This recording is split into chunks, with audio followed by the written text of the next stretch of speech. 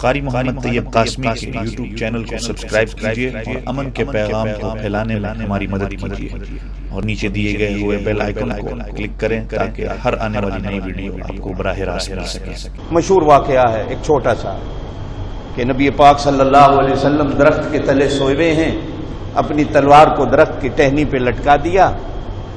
ایک کافر کو موقع ملا کہ تنہائی بھی ہے، آپ کے ساتھ بھی کوئی نہیں، نبوت کا کام تمام کر دوں، آپ ہی کی تلوار کو اتار کر زور سے نبی پاک صلی اللہ علیہ وسلم کی طرف لہرا کر کہتا ہے، اے محمد، زور سے کہہ دیں صلی اللہ علیہ وسلم، میری تلوار سے تمہیں کون بچائے گا؟ آپ نے فرمایا اللہ، زور سے کہہ دو اللہ۔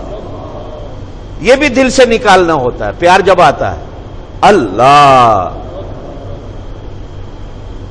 ایسا پیار سے کہا کہ تلوار گر گئی۔ اب نبی پاک صلی اللہ علیہ وسلم کی آنکھ کھلی تو تلوار آپ نے اٹھائی اور ہاتھ میں لے کر کہا، اب بتا میری تلوار سے تجھے کون بچائے گا؟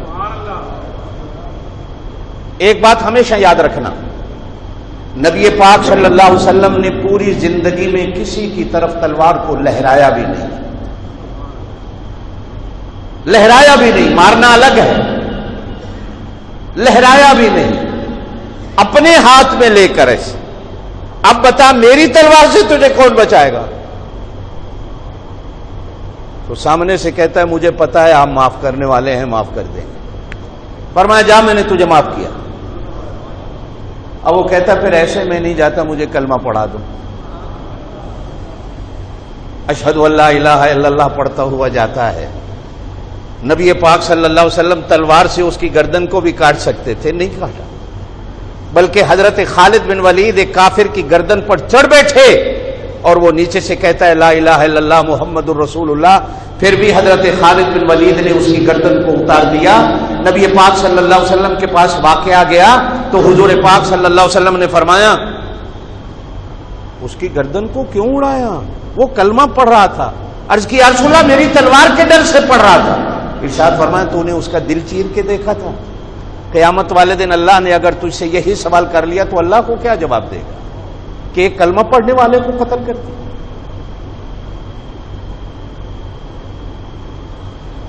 یہ مہینہ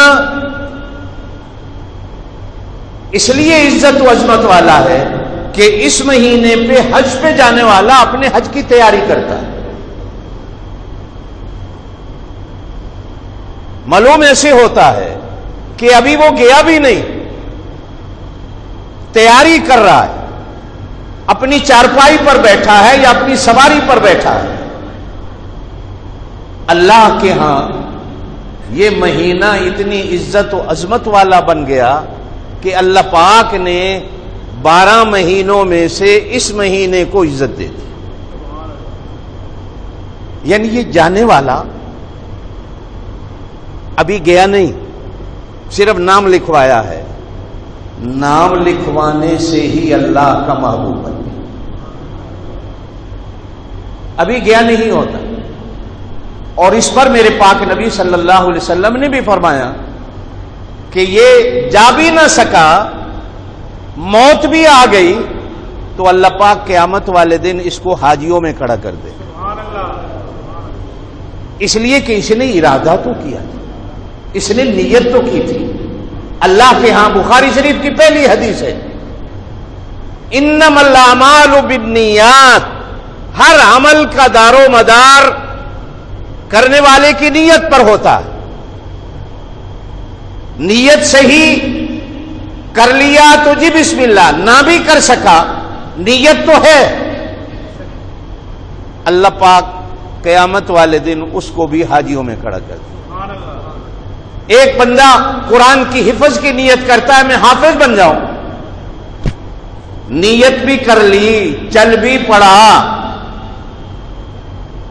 بیٹھ بھی گیا درسگاہ میں، لیکن حفظ نہیں کر سکا۔ اس حدیث سے معلوم ہوتا ہے کہ قیامت والے دن اللہ پاک اس کو بھی حافظوں میں کھڑا کر دے گا۔